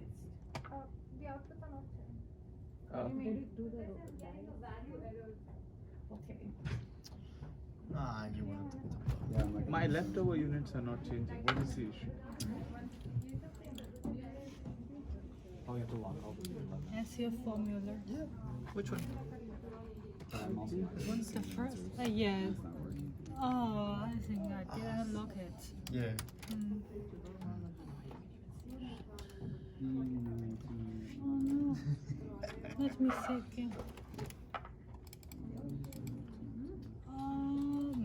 Oh yeah. B14 is locked? No, right? No, just B11. I think. Why? You just lock the prices. Unlock the prices. Lock it on the first one. Let me help you. All right, I want to make sure folks understand. Please hold on a second. Let's make sure we understand here, right? So what I am saying, okay, I need you guys to be looking at the middle screen, okay? So what I am saying now is I'm saying, look, I can make one of 4 decisions. I can set the quantity to 150, to 200, 250, or 300. These are my decisions, okay? Okay, now, I wanna compare how I'm going to do profit-wise if I choose a different stocking quantity. But I wanna compare apples to apples. So for whatever choice of quantity, I wanna compare having the same demand across all 4 decisions that I can make. Okay, and so now what I'm going to do is I'm going to keep track of the profit under each of the decisions, okay? And then after, I'm going to have Excel return to me what is the expected profit from each one of those choices, okay? So let's go ahead and run the model.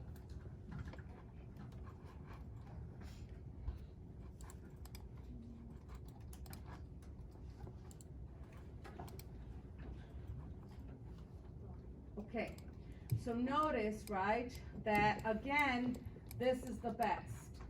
Stocking 250 units. This is the best choice. This leads to the highest expected profit yet again, okay? I need you guys to now be looking at the middle screen. I wanna make sure that there's really, you fully grasp what's happening, Okay, so let's take a look. I'm gonna click on this profit, okay, this first one, and I'm going to say, hey, show me the result. Why, if I'm looking at the profit associated with stocking 150, why do I only have one bar?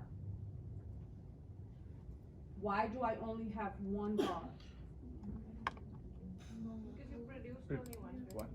I'm only producing 150. It doesn't matter what the demand is.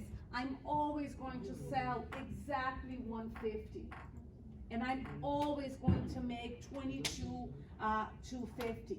I can't make any more because I only stocked 150. So no matter what the demand is, I sell that. Are we okay with that? Yeah. Okay. When I click on to say, hey, show me what were the outputs when I stocked 200. Now it says, hey, about 20% of the time, you are gonna make $20,000. Why is that? Remember, I stocked 200. I have 200. Does this matter? No. No. So I stocked 200. What are the two things I can sell if I have 200 jackets in the store? 200. 250. Or 150. If the demand is 150, how often does that happen? 20%. 20% of the time. That's what that bar right there. This Oh. bar, 20% of the time, I make 20,000, which is I'm selling 150 and I'm salvaging the others to get rid of them. Okay? Then 80% of the time, well, whenever the demand is 200, 250, or 300, I only stock 200. I have to sell the 200. That's 80% of the time. That's what that bar means. Do you guys see that? Okay, similarly, okay, when I stock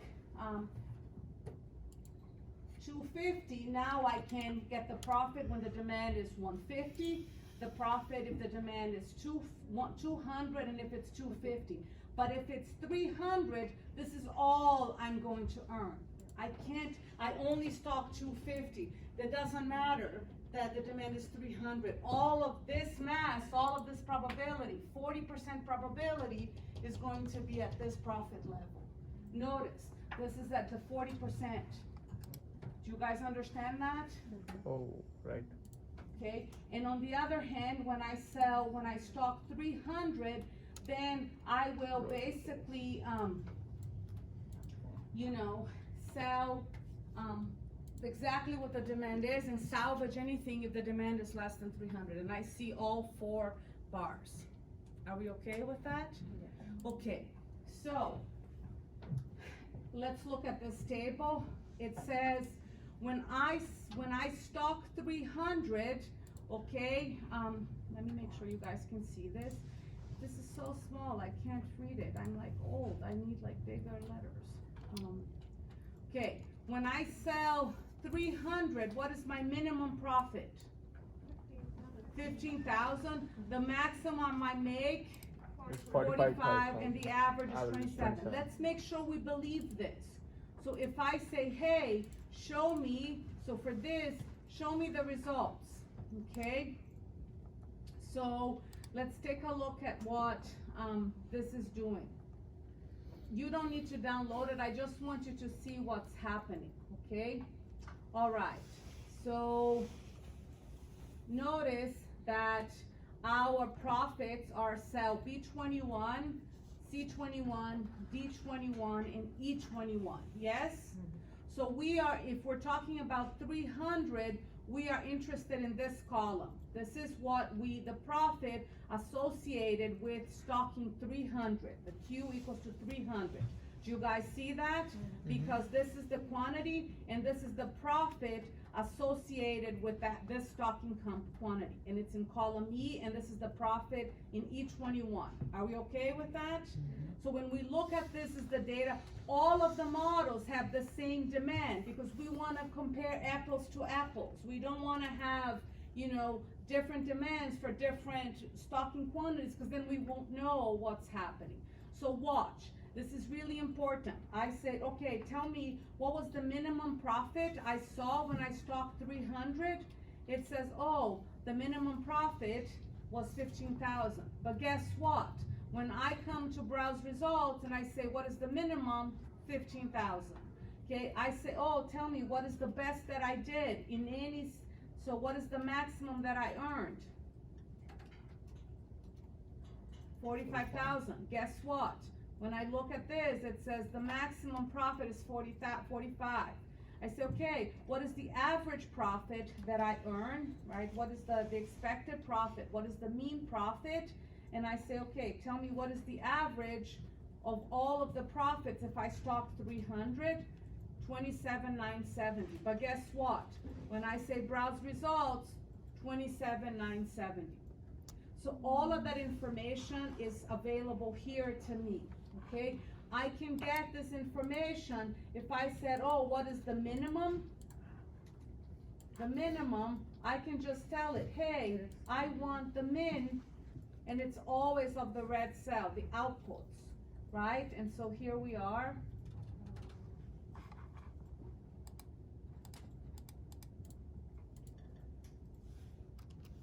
And then I say, okay, what is the maximum? Guess what? It's risk max.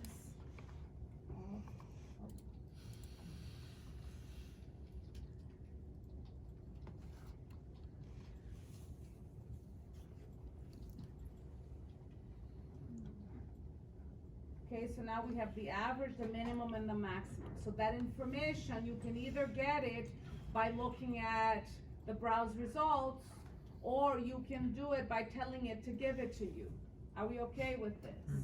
Okay, so now what I want to do is I want to consider a different model where we are going to have multiple things that are uncertain. Notice that in this model, only one thing is uncertain, is the demand, and now we've modeled the actual decision by repeating and having multiple outputs, yes? Okay, by the way, we can see summaries here, so it shows us, if we click on summary, it actually gives it to us. It says, this is, you know, our profit, if we produce, like this is the 150, 200, 250, and 300, and it gives us like the little graphs and the minimum, the maximum, and so forth, okay? All right, actually, you know what, before we do, so here's the analyzing the results. We have kind of the mean, the median, the mode, the standard deviation. We looked at what happens, the inside of the black box. If we click on the XI, we can see the results, okay? We also showed how we can get the expected profit either by using the insert function and looking at the simulation results and saying this is the output cell that we wanted, okay? And so those are the things. Are we clear on how this at-risk works? I think it's pretty straightforward once you've done the by hand one to switch. Yes. Yeah.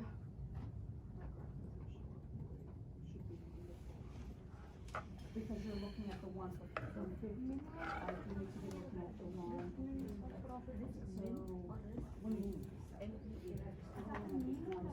Okay, let's talk about different distributions. We talked about uniform, okay? So it's when the results are equally likely. So in Excel, we could do risk in uniform, okay? And you can give it the values. And then, what did I do?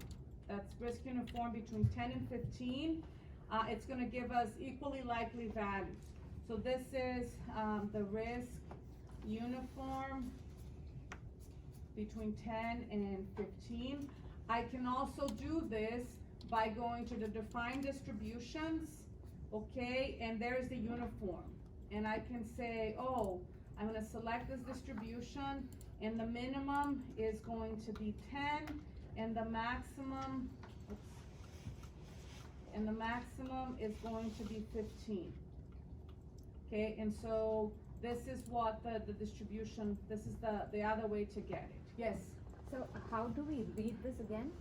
So the probability of numbers lying between 10 and 15 is 12. Are equally likely. No, this is saying that, hey, give me a sample from a distribution where the values are equally likely between 10 and 15. So it's giving you values between Oh, 10 and 15, and the Okay. probability of getting any of those values are equally likely. Okay.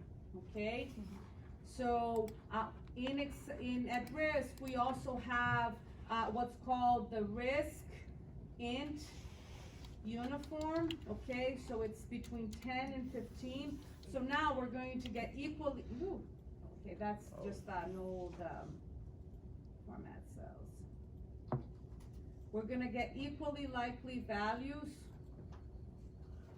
Why don't I get my colors? There it is. So we're gonna get equally likely values between 10 and 15, but they're gonna be integer. Are you okay with that?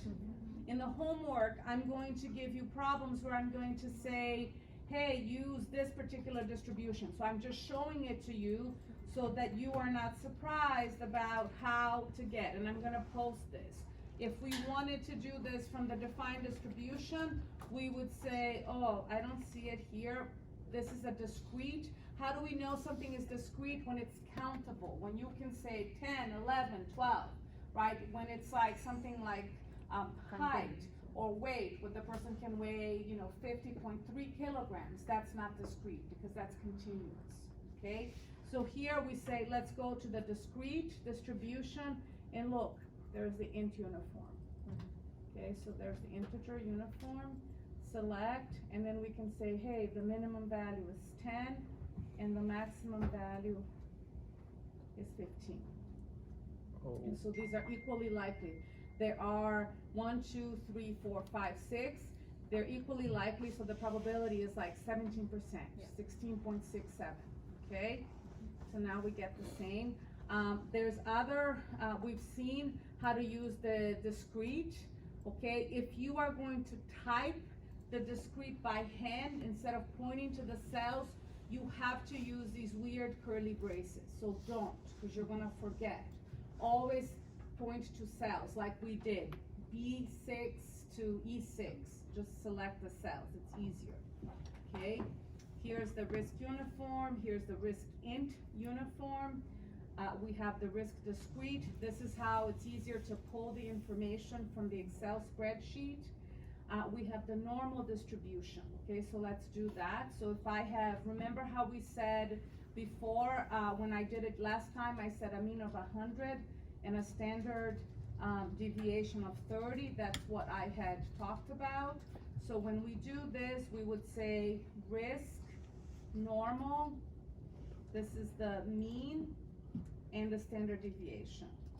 And so now it's going to give us values that are in, and remember how it's not just between 70 and 130, right? We're gonna see values between probably around 0 and 190, okay, or 10 and 190.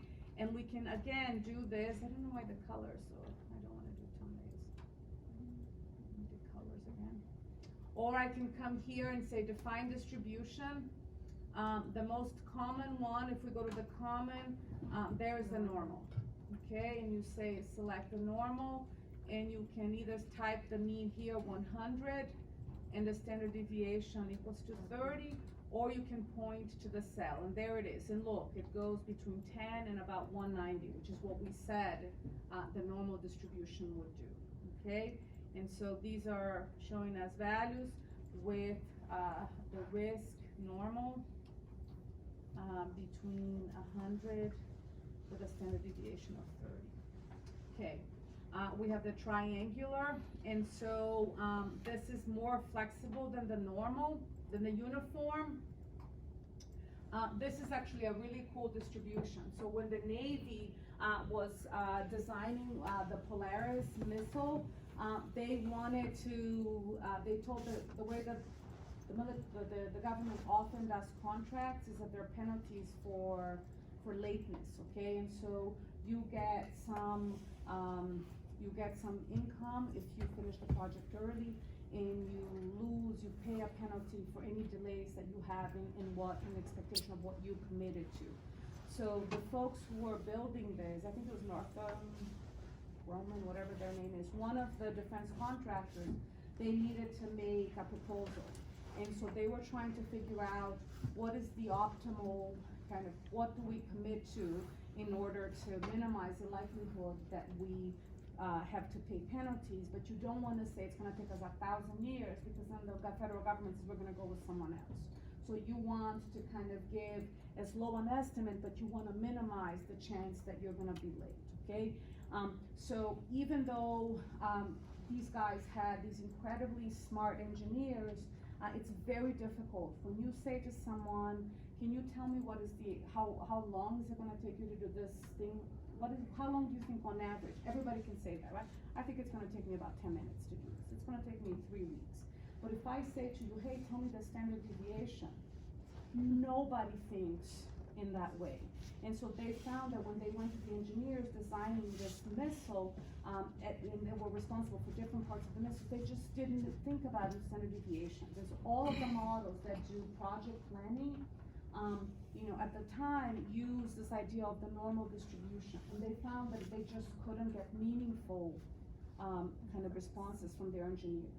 But, so one of the mathematicians in the project said, oh, we can use a triangular distribution. And so, if I say to you, what do you think it's gonna take you on average, everybody can say that. If I say, what do you think is the minimum amount of time, people are pretty good. And if I say, what do you think is the longest time it's gonna take you, people are very easy, they're able to do that. So whenever you're trying to, if you look at all project management software, like Primavera, all of the project management software, that this is the distribution they use, the triangular, because it's the minimum, the most likely amount of time, and the maximum. And when you sum triangular distributions, they follow a beta distribution, but if you sum enough of them, they follow a normal. So there's a lot of nice things that happen. Okay, so if you have a big project, it's an easy way to get information, and the results are very robust, and that's what they used. Okay, so when we wanna do the triangular, we say, it's the risk triangle right there, and you say it's gonna take me a minimum of 10 hours, most likely it's gonna take me 25, and in the worst case, it's gonna take me 40, okay? And this is continuous, so, but let me show you what it looks like when we do the defined distribution. This is again a discrete, you can do under the discrete, I think there is a triangular discrete, no. Okay, so we just have a triangular distribution selected. We said the minimum, it's gonna take me 10. Most likely, it's gonna take me 25. And the maximum amount of time it's gonna take me is 40. And there it is, okay? If I said, this is like 100, this is what it's gonna look like, okay? So this is kind of the mean, but it's gonna be really, kind of the maximum. Are we okay? Mm-hmm. All right. We talked about the Bernoulli. So if I say this is tossing a coin, so it's gonna be risk Bernoulli, okay? And if the coin is fair, it's a risk Bernoulli with 0.5. Okay, but if we're talking about acceptances, and I think 70% of the people that I make an offer, right, are gonna take it, then this is the probability that an individual will accept it, okay? And so it's a 1 or a 0, and this is, the risk Bernoulli. Okay, and I can either type it, or I can come here and say define distribution. Okay, do you see Bernoulli? Is Bernoulli continuous or discrete? Discrete. Discrete, so we go here, and that's the first one. Okay, and so we're gonna say, risk Bernoulli 0.7, and so 30% of the time we're gonna get 0, 70% of the time we're gonna get a 1, because we said that the probability of a 1, a success ahead, is 70%. Are we okay? Yeah. Okay. If I said, okay, You know, how many offers am I going to, how many people are gonna accept my offer? Given that 70% of the time I get an acceptance and I make 40 offers, so it says, okay, it's gonna be a risk binomial, okay, where I'm gonna make 40 offers and the probability of each person accepting is 0.70. So this is this is how many people I'm gonna be getting, around 28 people, 40 times 0.7. Are we okay with that? Okay, so as you are doing the homework, I'm just going to tell you, this is the distribution, and you just can go in and define, just as we define the demand here as being risk discrete, okay? I want to show you, because I don't want to start the other thing. I'm going to do the following. I'm going to change this, because I want you to see how the results change if my demand is not discrete, okay?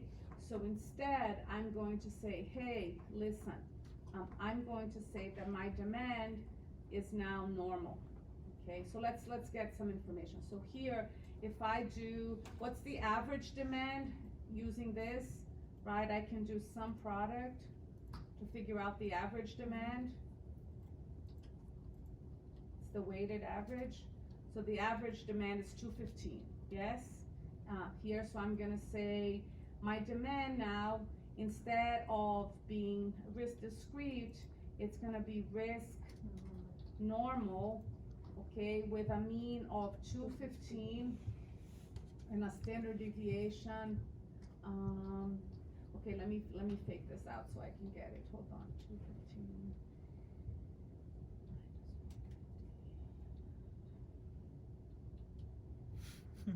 All right, so I'm gonna fake it out. I'm gonna say it's gonna be risk normal with a mean of 215 and a standard deviation of 20, okay? And so, maybe 25. Okay, so we know that the demand cannot be, so I could either do like an int out here, okay? Or I could just ignore it and just kind of not, like, take away the decimal places that I can see, okay? So now watch what's gonna happen when I run the model. Nothing has changed. All that has changed is that I'm saying that now the distribution is not discrete, but rather it's going to be following the bell curve. Okay, so watch. I'm gonna start the simulation.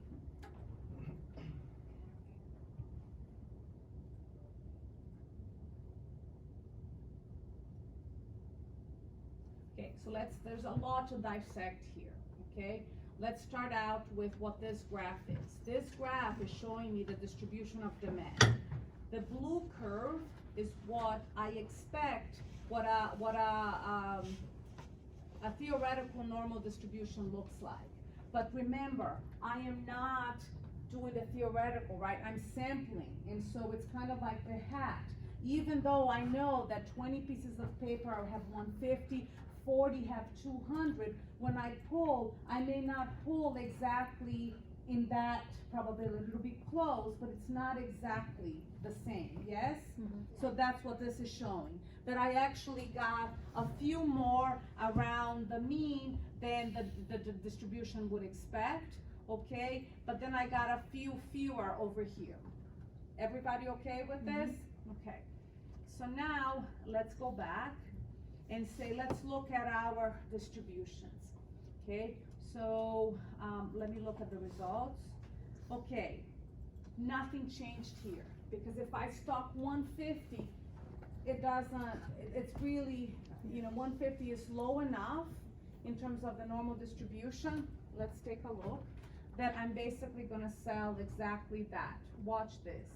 If I look at browse results, oh, no.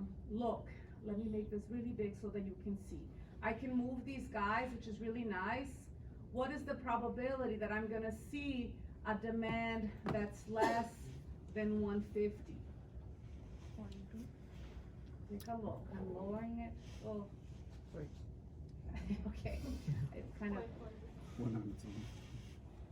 Do you see? So there's less than a 1% chance. And so that's why when I look at the profit, it says, look, you're basically gonna sell that because all of the demand is effectively more than 150 and you stocked 150, that's what you're gonna sell, okay? Now, let's go to the more interesting, 250. Okay, so I'm gonna browse the results, and now things are, you know, the demand can be all over, right? But notice what is happening here. Why do I have this big mass right here? Because, right, I stocked 250. So all of the times, let's close it. Let's go back to the demand. If I browse results and I say, hey, show me all the times that the demand was greater than 250.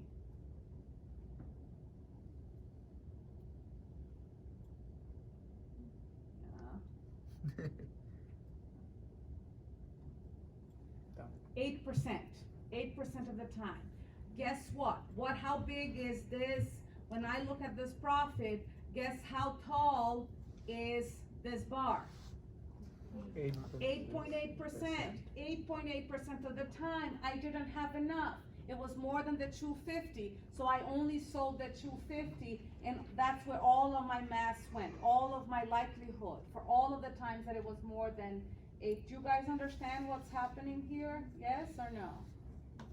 No? Okay, so you need to come and see me, okay? Because I think that this idea that we need to map the uncertainty to the profit. And so I'm trying to make you see how if I stock 300, what does the distribution look like?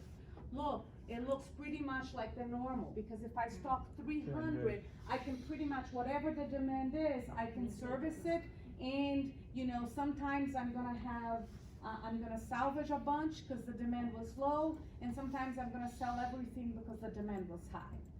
Do you guys see it? Yeah. So that's why I get the distribution of profit when I stock 300 is very similar to the distribution of the demand. Okay, because I can pretty much, whatever the demand is, I do it, and then I calculate what the profit is. Okay, this is really important that you are able to connect how the uncertainty kind of drives kind of the distribution of the output that you get. Okay. So, next time, what we're going to do is, in this particular model, we had one demand changing, okay, one uncertain parameter. Next time, we're gonna look at what happens if there's uncertainty, either because we're looking at over time or because we are modeling multiple different things that can be uncertain, okay? I think that's about it. Okay, I will stay if you have questions about what these graphs were, if you wanna talk about that.